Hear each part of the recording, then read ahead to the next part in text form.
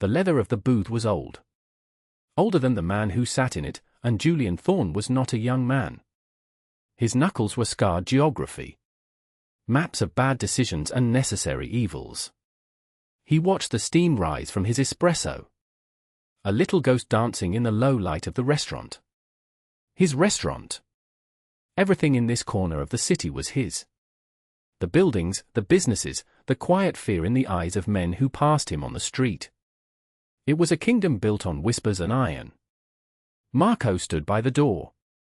Very still. A statue carved from loyalty and violence.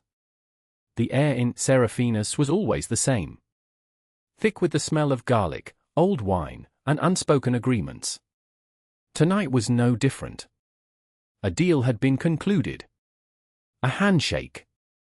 A quiet threat delivered with a smile. The usual rhythm of his world. Then the bell above the door chimed. A sound too bright for the room. It was her. She did not belong here. Not in this place of shadows and men with hard eyes. She was young, maybe 20. Dressed in a coat too thin for the autumn chill and jeans that were faded at the knees. Her eye scanned the room, wide with a fear she was trying very hard to hide. They passed over the other patrons, the waiters, and then they found him. They locked onto Julian. And they stayed there. Marco took a half step forward, his hand instinctively moving to the inside of his jacket. A subtle gesture. A promise. Julian raised a single finger from his cup. A command. Wait. The girl started walking toward him. Each step was a decision. A fight against the instinct to turn and run. The low hum of conversation in the restaurant died. One table at a time. Until the only sound was the soft scuff of her worn boots on the polished floor. She stopped at his table. She was trembling. Just a little. In her hand was a small, folded piece of paper. It looked like it had been folded and unfolded 100 times. She did not speak. She just held it out. Julian looked from her face, pale under the dim lights, to the note. He did not take it. He simply waited. The silence stretched. It became a heavy thing, pressing down on the room. She finally slid the note across the dark wood of the table. It stopped just beside his hand. Then she did something no one had ever done. Not in this place. Not to him. She leaned down, her hair brushing his shoulder. She smelled of rain and soap. She pressed a soft, hesitant kiss to his cheek. It was not a lover's kiss. It was something else. A plea. A prayer. Then she straightened up, turned, and walked out of the restaurant without a word. The bell chimed again, announcing her departure. The room held its breath. Marco was at his side in an instant. Boss? Julian did not look at him. His eyes were on the note. His cheek tingled where her lips had touched him. A ghost of a feeling. He slowly reached out and picked up the paper. His fingers, which could break a man's jaw, were surprisingly gentle. He unfolded it. The handwriting was neat, careful. The words were simple. 5 of them. I know what you did in 1987. The air left Julian's lungs. The quiet restaurant, the smell of garlic, the city outside, it all vanished. He was somewhere else. He was someone else. He was young again, and it was raining, and there was blood on his hands. The year 1987 was not a year. It was a tomb. A place where he had buried the best part of himself. He had built his entire empire on the ashes of that year. He had become this man, this feared and respected figure, so he would never have to feel the helplessness of that night again. Who was this girl? How could she know? Blackmail. No. Blackmail did not come with a kiss that felt like forgiveness. It did not come in eyes that held desperation, not malice. Julian Thorne was a man of rules. His world, his entire existence, was governed by a strict and brutal code. Rule 1, sentiment is a weakness. Rule 2, loose ends are liabilities. Rule 3, never let anyone get close enough to hurt you. He had lived by those rules for over 30 years. They were the foundation of his power. The reason he was still alive. This girl, this note, this ghost of a kiss, it was a sledgehammer to that foundation. He looked at Marco, whose face was a mask of concern. "Find her," Julian said. His voice was a low rasp. "Find her now." Julian Thorne was not his birth name. It was a name he had chosen. A name he had forged in the fires of a life he left behind. The man he was before 1987 was a different person. A boy, really. A boy named Julian Kowalski, who worked the docks and had hands that were calloused from labor, not violence. He had a future. A small one, but it was bright. It was bright because of Elena. Elena. Her name was a memory he kept locked in the deepest vault of his heart. She had hair the color of midnight and a laugh that could make the grimy city streets feel like a garden. She saw something in him that no one else did. Not a dock worker. Not a tough kid from the wrong side of the tracks. She saw a good man. And for her, he tried to be. But his world was small, and it had sharp edges. He worked for men who were not good. He loaded crates he knew he should not ask about. He kept his head down and his mouth shut. He was saving money. Every spare dollar went into a coffee can under his floorboards. Enough to buy 2 bus tickets to anywhere. Anywhere that was not here. Anywhere he and Elena could be just Julian and Elena.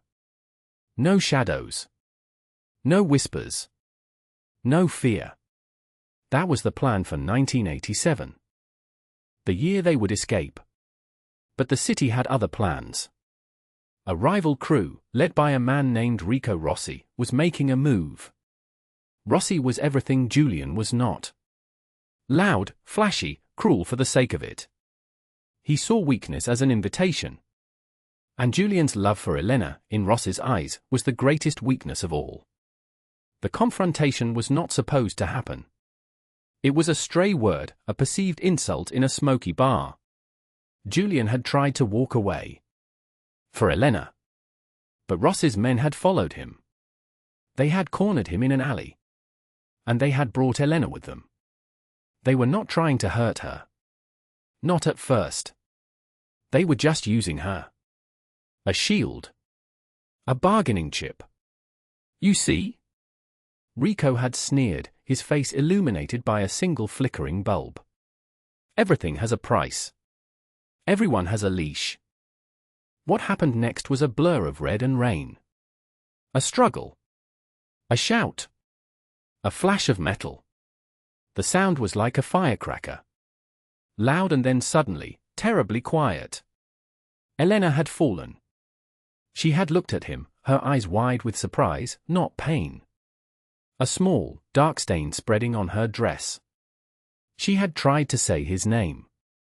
And then she was gone. What Julian did in 1987 was not just one thing. He had held the woman he loved as her life slipped away in a dirty alley. That was the first thing. Then, he had become a monster. He had hunted down every single man who was there that night. He had dismantled Rico Ross's entire operation with a cold, methodical fury that terrified even the city's most hardened criminals. He had used their own rules against them. He had been smarter, more patient, more ruthless. Rico Rossi himself had vanished, escaping the city before Julian could find him. But his empire was dust. Julian Kowalski died in that alley with Elena. Julian Thorne was born.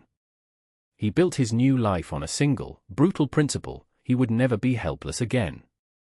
He would have the power to protect, to control, to ensure that the random cruelty of the world could not touch what was his. But he had nothing left to protect. He had surrounded himself with walls of money and fear, but the fortress was empty. Until tonight. Until a girl with eyes that held a faint echo of Elena's had walked into his restaurant. The girl's name was Clara Vance. Marco's men were efficient. They were ghosts. They could find anyone. She lived in a tenement building 3 miles away. An old, tired building that smelled of damp and despair. She lived with her mother, Annalise Vance. Annalise was sick. Very sick. The report said she had been a nurse once.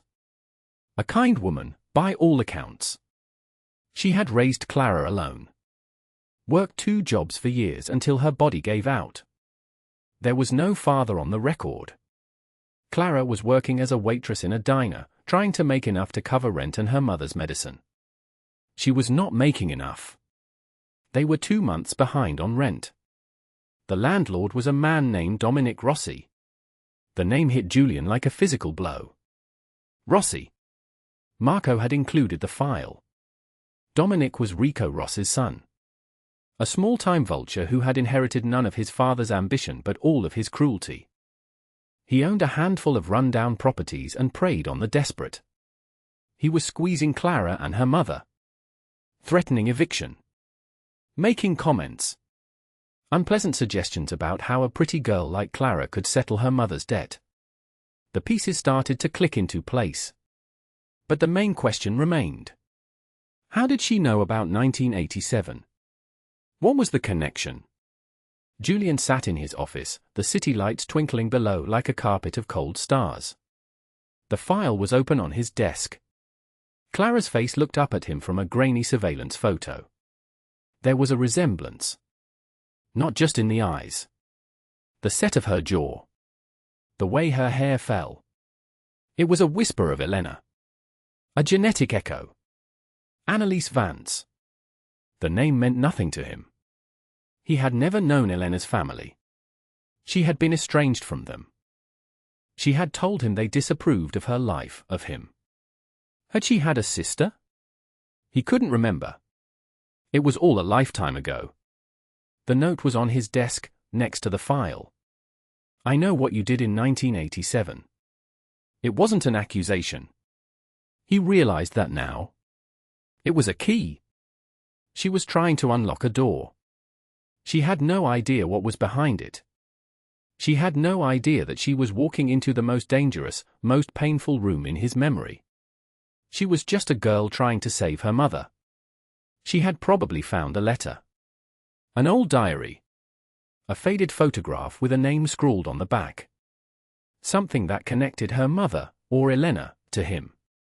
And in her desperation, she had taken the biggest gamble of her life. She had walked into the lion's den. Not to challenge the lion, but to ask for its help. The sheer, breathtaking innocence of it. The foolish, beautiful courage. It was the same courage Elena had possessed. The same belief that there was good in him, buried beneath the grit and the grime. Julian closed his eyes. For 30 years, he had been a king in an empty castle. He had power that could move mountains, but he had no mountain to move. He had an army, but no war worth fighting. His entire life had become an exercise in maintaining control over a world he no longer cared about. He was a ghost haunting the mansion of his own success. The kiss on his cheek. It had felt like a spark in a house where the power had been cut for decades. A flicker of warmth. A reminder of a life he was supposed to have. He opened his eyes and looked at the photo of Clara. He saw a girl drowning. He saw a vulture circling. And he saw Elena's eyes, pleading with him across the chasm of 30 years. Protect her. The thought was not his own. It was a voice from the past. A promise he had failed to keep. Maybe this was a second chance. A chance to balance the scales. Not for redemption. He was long past that. But for her. For Elena. The internal conflict was a war he had not fought in decades. His mind, the cold, calculating machine that had kept him alive, screamed at him. This is a trap. This is a weakness. You have rules for a reason. Cut the loose end. Pay the rent, make the problem disappear from a distance, and never see the girl again. Erase the variable. That was the smart move. The Julian Thorne move. But his heart, a shriveled, dormant organ, was beating with a strange, forgotten rhythm. It remembered the rain. It remembered the weight of her in his arms. He remembered the promise he had made to her, whispered against her cooling skin. "I will never let anyone suffer like this again."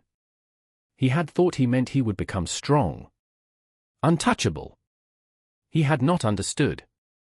The promise was not for him. It was for others. It was a promise to use his strength not just for defense, but for protection. A promise he had failed to honor because he had locked himself away from anyone who might need it. He had become a dragon guarding an empty treasure hoard. This girl, Clara, was not a threat. She was a test. A final exam from a past he could not outrun. He looked at the picture of Dominic Rossi. The smug, cruel face. The son of the man who had taken everything from him. The son who was now, unknowingly, tormenting the last living piece of Elena's legacy. The world was small. And its poetry was often brutal. There was no choice here. Not really. There was only one path. The rules were made of paper. The memory of Elena was made of steel. Julian stood up. He walked to the window and looked down at the city he owned. All this power. All this control. What was it for if not for this? If not to correct this one, single, terrible echo of the past? He picked up the phone on his desk. Marco answered on the first ring. "Boss." "The girl, Clara Vance," Julian said. His voice was steady, cold. The voice he used for business. "Her mother, Annalise. What is her condition?" There was a rustle of papers on the other end. "Terminal, boss. Doctors gave her 6 months. That was 4 months ago. She needs medication, palliative care. The girl can't afford it." Julian was silent for a moment. "And the landlord? Dominic Rossi. He's given them an eviction notice. End of the week.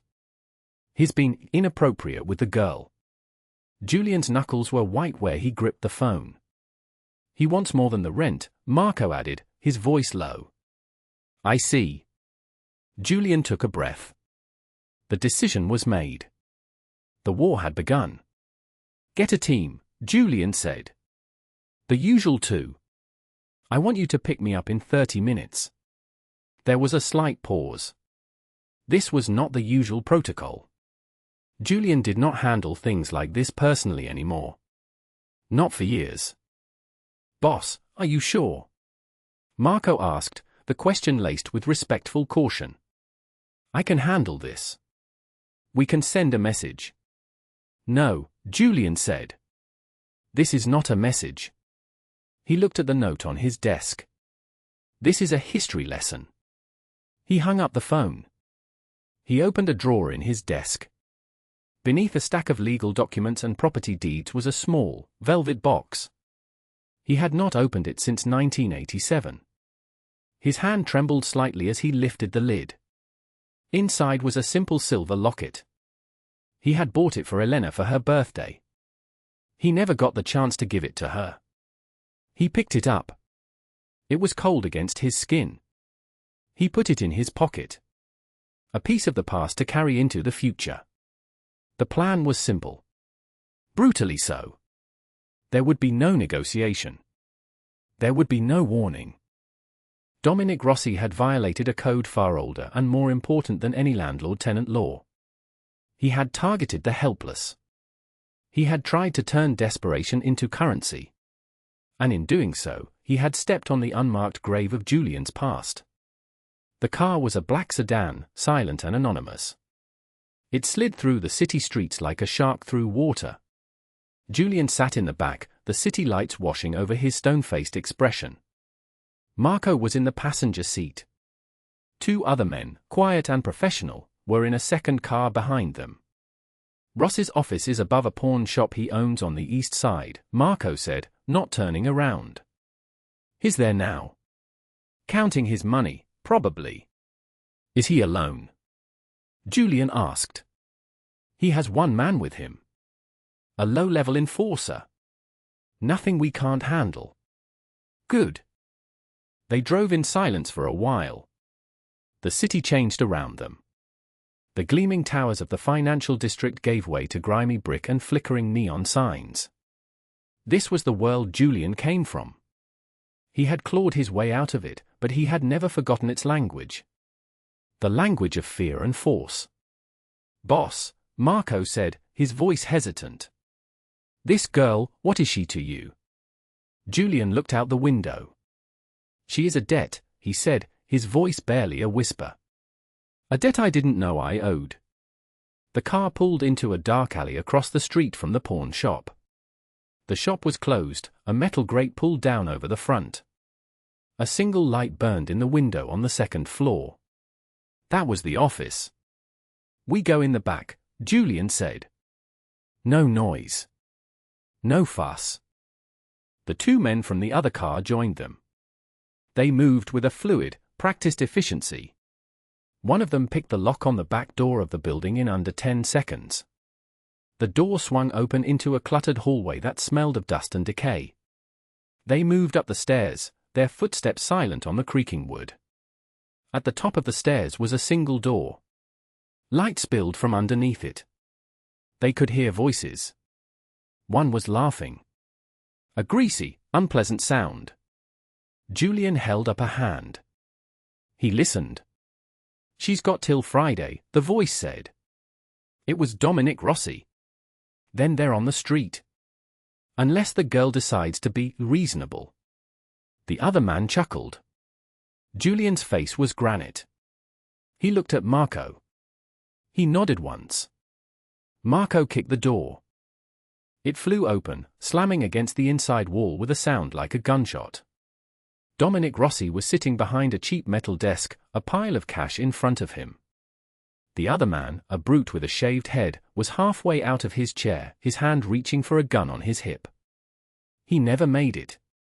One of Julian's men moved like lightning, disarming him and slamming his face into the desk with a sickening crunch.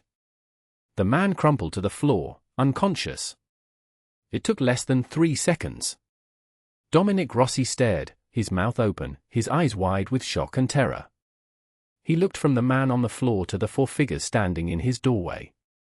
His eyes landed on Julian, who stepped into the room. Recognition dawned, followed by a wave of pure, undiluted fear. He knew who Julian Thorne was. Everyone knew. "Mr. Thorne," he stammered, trying to stand up, knocking over his chair. I don't understand. What is this?" "If I owe you money." "Sit down," Julian said.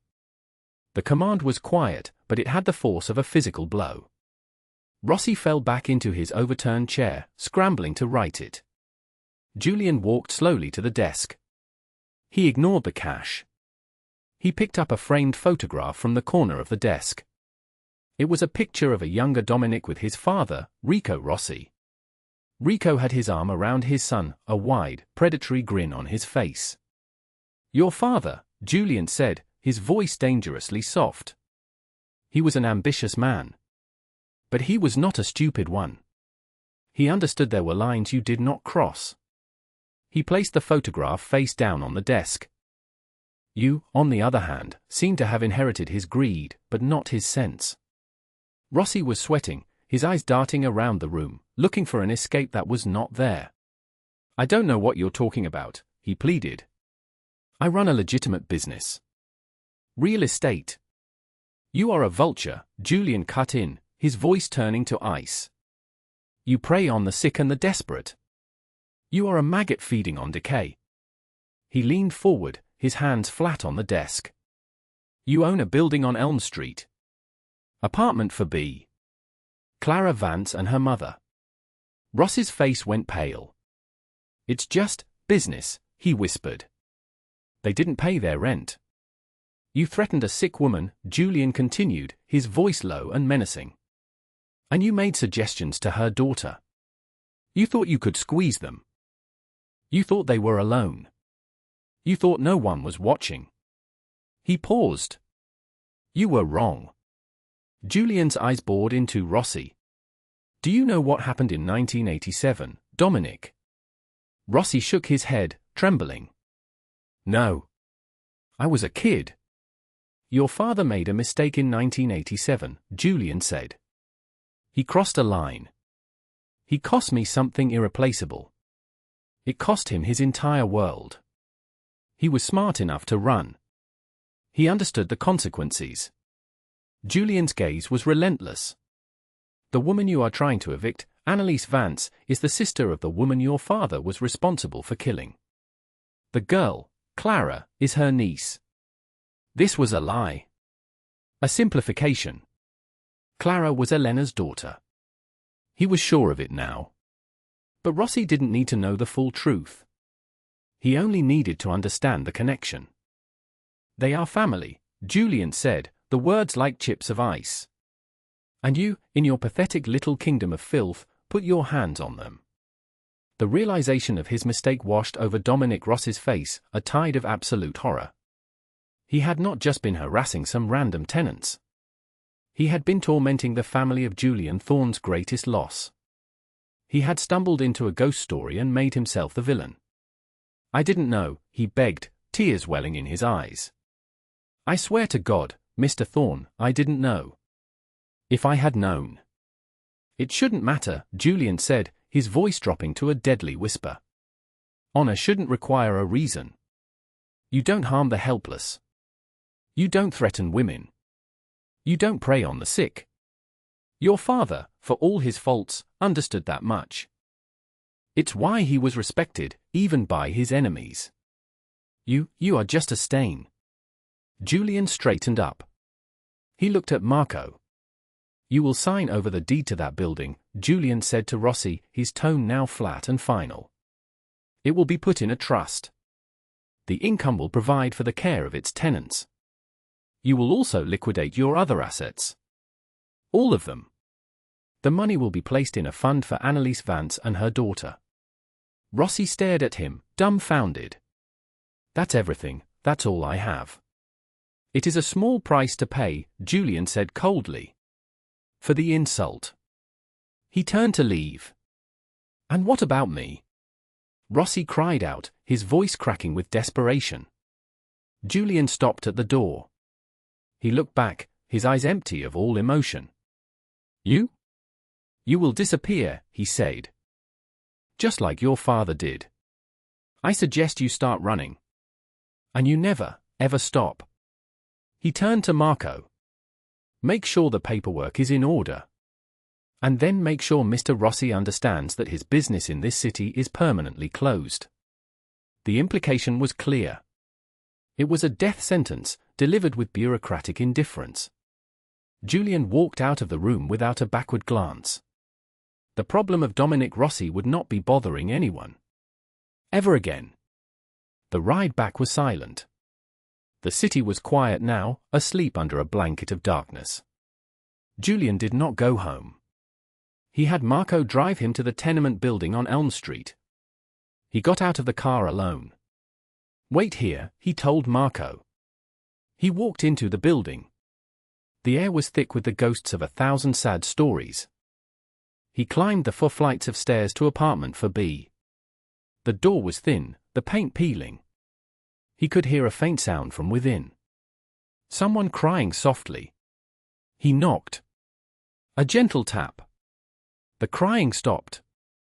There was silence, then the sound of footsteps. The door opened a crack, held by a chain. Clara's eye peered out. It was red-rimmed and fearful.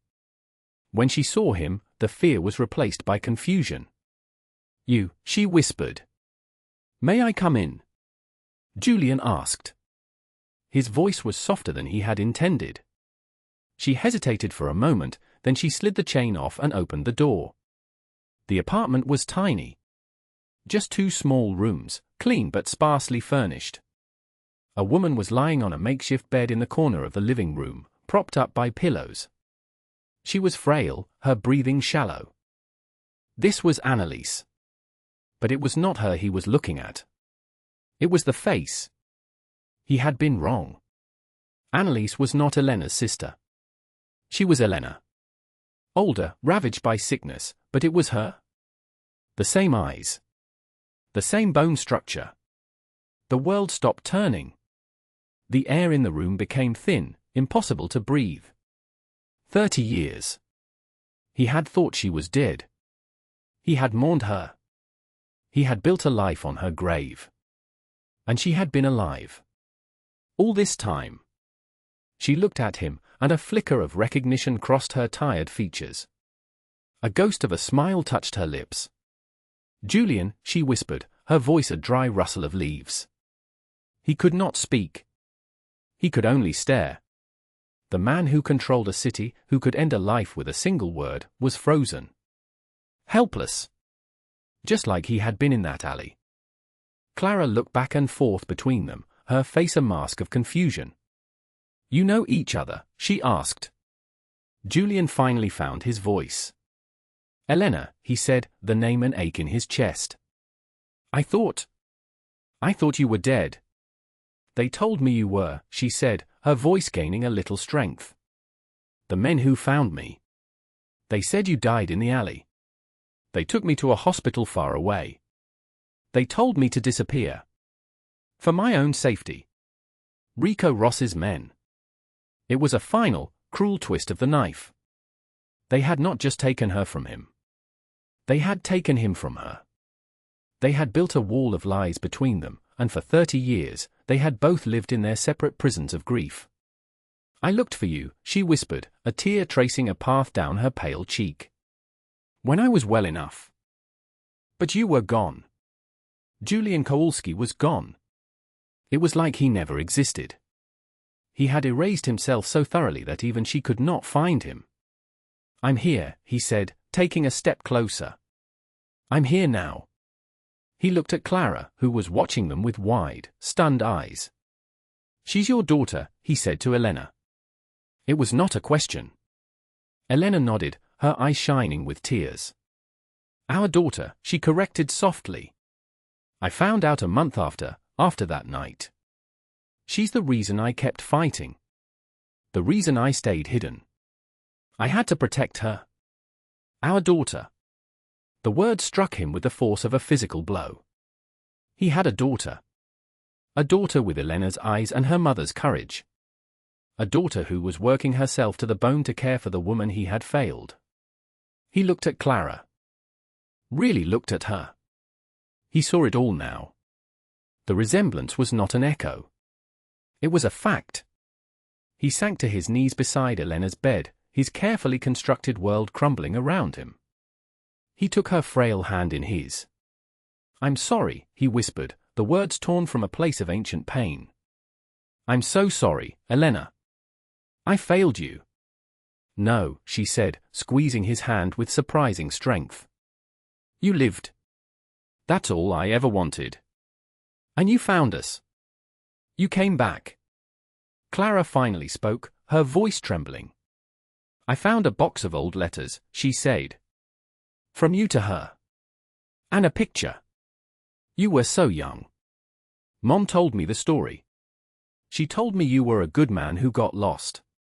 She said if I could find you or that you would help. She never lost faith. That was what the note meant. I know what you did in 1987. It did not mean the violence. It meant the love. It meant the promise of a future that had been stolen." Julian looked from the woman he had lost to the daughter he had never known. The fortress he had built was not empty after all. The royal family had just returned from a long and terrible exile. He stood up. "The problems with this place," he said, his voice thick with emotion. "The landlord. The money. It's over. You don't have to worry about any of it ever again." He looked at Clara. "Your mother will get the best care. Doctors. Nurses. Whatever she needs." Clara stared at him, tears streaming down her face. "Why?" she whispered. "Why are you doing this?" Julian reached into his pocket and pulled out the small silver locket. He opened it. Inside was a tiny, faded photograph of a young Elena, laughing. He placed it in Clara's hand. "Because I made a promise a long time ago," he said. He looked at Elena, his eyes full of a love that had survived 30 years of winter. "And I'm going to keep it." Clara tried to give him the few crumpled dollars she had in her pocket. Her entire savings. "For your trouble," she said, her voice choked with tears. Julian gently closed her hand around the money. "You paid me the moment you walked into my restaurant," he said. "You gave me back something I thought was gone forever. That's a currency more valuable than money."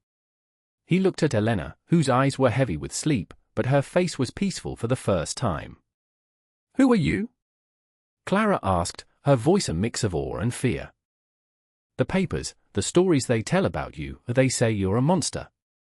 Are you a good man? Or a bad one?" Julian looked at his daughter. His daughter. He considered the question. He thought of the men he had hurt. The lives he had broken. He thought of Dominic Rossi and the fate that awaited him. Then he looked at Elena, sleeping peacefully, and at the girl standing before him, the living proof of a love he thought was dead. "For most of my life, I have been what I needed to be to survive," he said, his voice quiet and heavy with the weight of years. He reached out and gently brushed a tear from Clara's cheek. "Tonight," he said. "For you, and for her. I got to be the good man." He gave her a small, white card from his wallet. It had only a phone number on it. "This is my private number," he said. "If you need anything, anything at all, you call it. You and your mother will be safe now. I promise you." He turned and walked out of the apartment, closing the door softly behind him. He was Julian Thorne, the feared ruler of the city's underworld.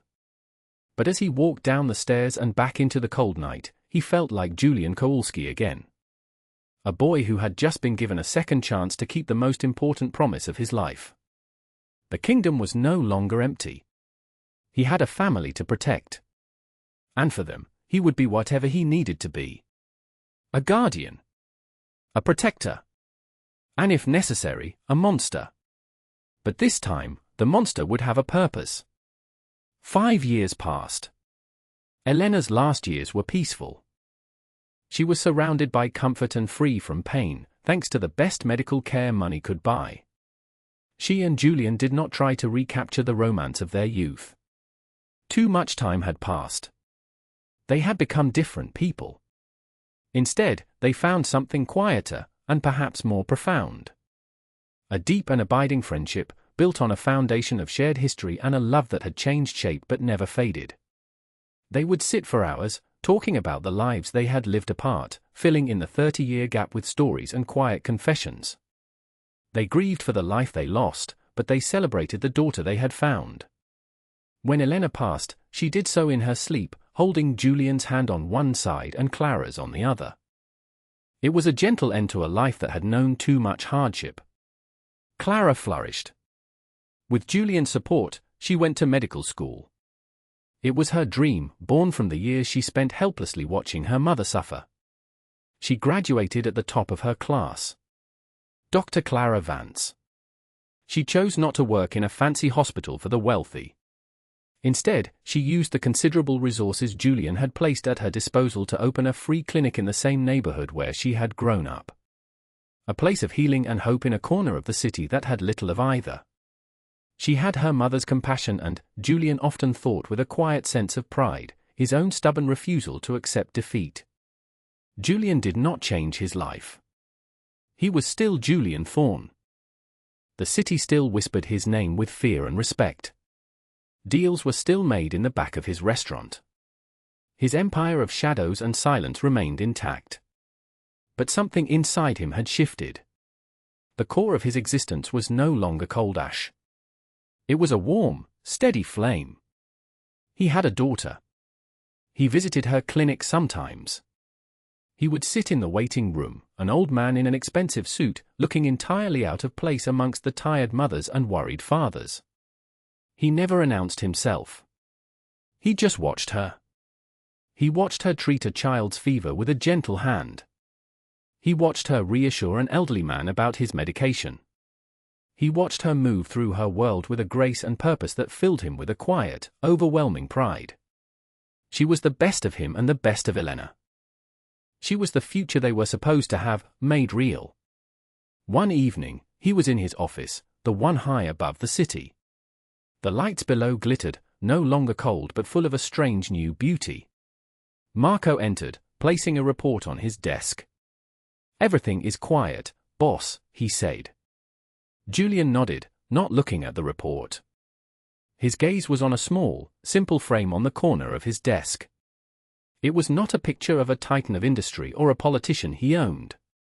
It was a picture of Clara, smiling, standing in front of her clinic on its opening day. Next to it was the small, folded piece of paper she had given him all those years ago. He kept it as a reminder. A reminder that the most significant events in a man's life are not always the loudest. Sometimes, they are a whisper. A hesitant kiss. A note from a stranger who turns out to be family. For a man is not defined only by the battles he has won or the fear he commands. He is not measured by his wealth or his power. In the end, he is measured by what he chooses to protect. He is defined by the love he is willing to fight for, even across the impossible chasm of time. And Julian Thorne, a man who had once lost everything, had learned that the greatest strength is not in building walls to keep the world out, but in finally finding a reason to let someone in. He had spent a lifetime being a king, but it was in becoming a father that he had truly found his kingdom.